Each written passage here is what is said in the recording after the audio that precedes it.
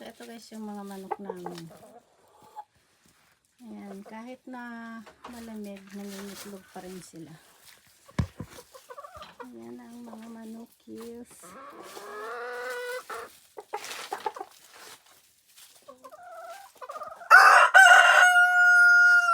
Oh.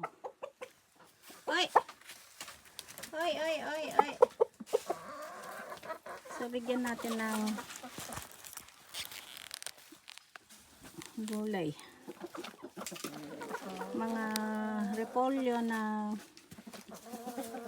na-harvest namin noong November. So ito guys, bigyan natin ng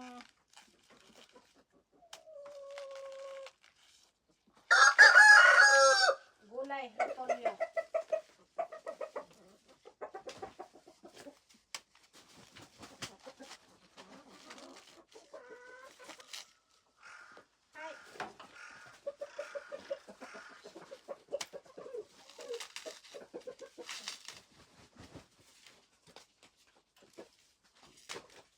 Chede.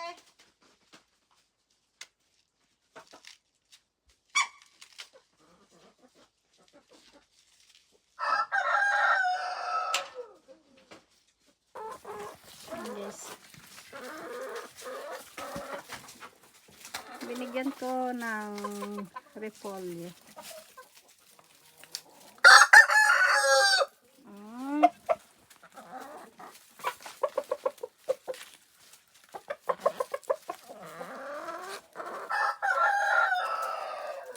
Marami pa sa loob.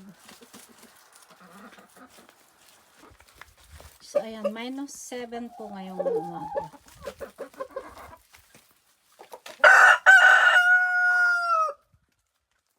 Ayan. So, dito namin nilagay sa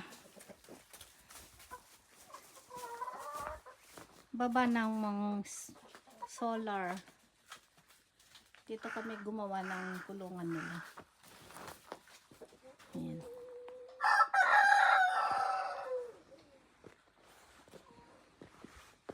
So, kailangan kubong guys para hindi pasukin ng mga uwak.